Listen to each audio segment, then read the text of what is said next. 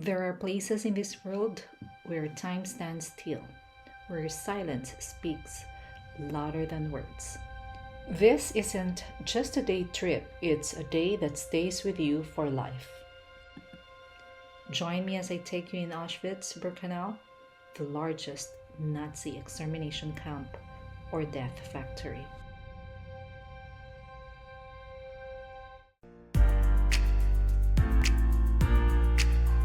This is Auschwitz I, the original camp. Behind this gate, the words say, "Work sets you free." But freedom never lived here.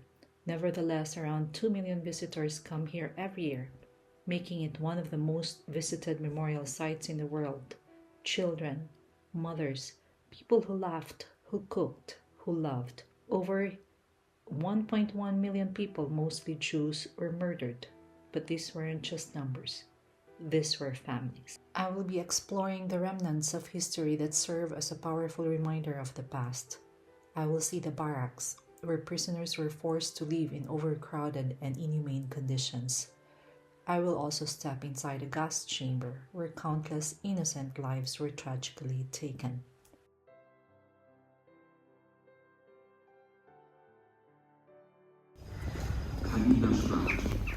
Isa Guten Abend.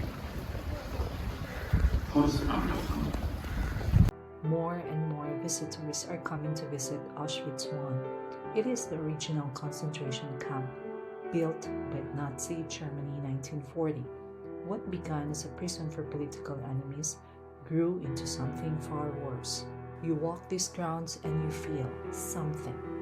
A stillness, a sadness, a responsibility to remember. Auschwitz was centrally located in the middle of German-occupied Europe and well connected to the railway network, making a key site for the Nazis' operations. The main camp was built to hold 20,000 prisoners. People were crammed together in overcrowded and inhumane conditions. It initially consisted of 22 blocks, eventually became 28, then 40. Watch towers, barbed wire, and electric fences made escape almost impossible. Auschwitz was initially established as a concentration camp. Block 10 was a barrack where men and women were used as experimental subjects for Nazi doctors. Block 11, known as the Death Block, or a prison inside the camp.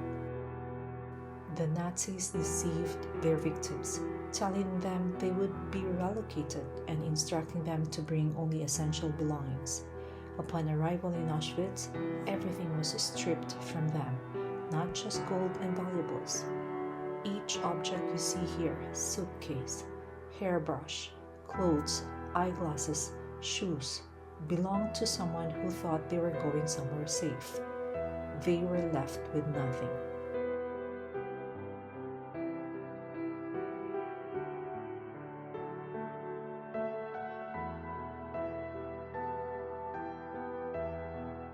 Even their hair was shaved off, later repurposed for fabric used in mattresses and uniforms.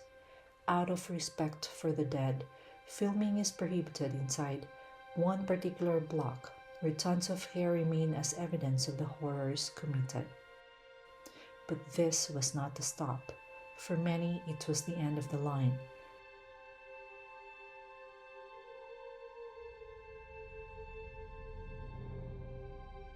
We offer their prayers here, where you can light some candles.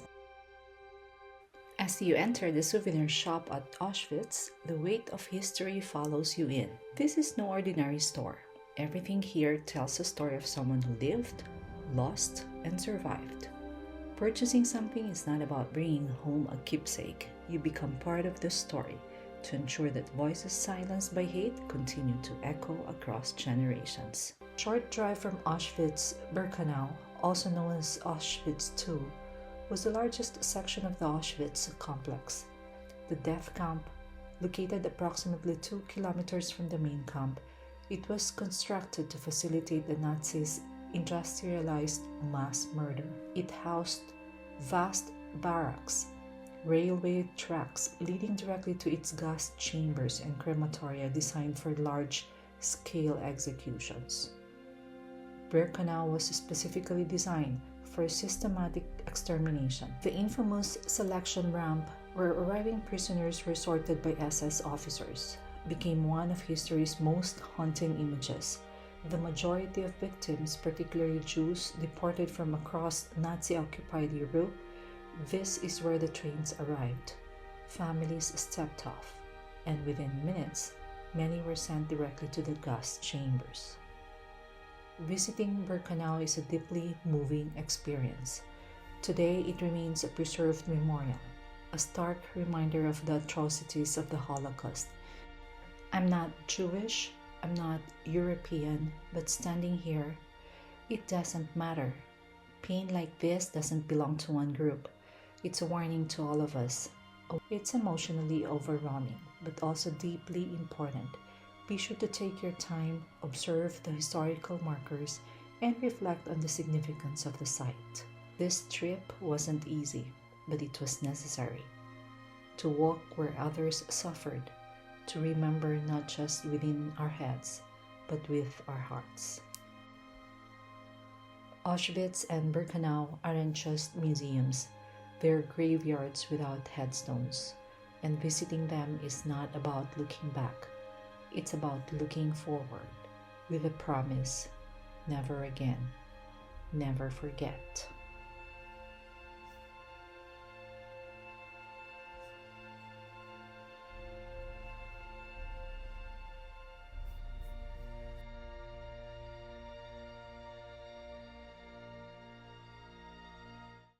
Trivia time.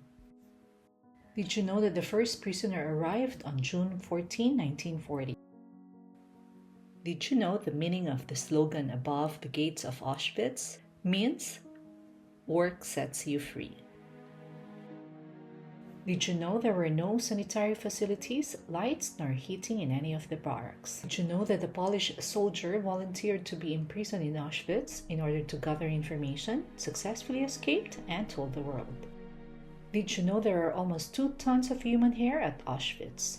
If you're planning a visit, chances are you'll be coming from Krakow, just a 30-minute drive away.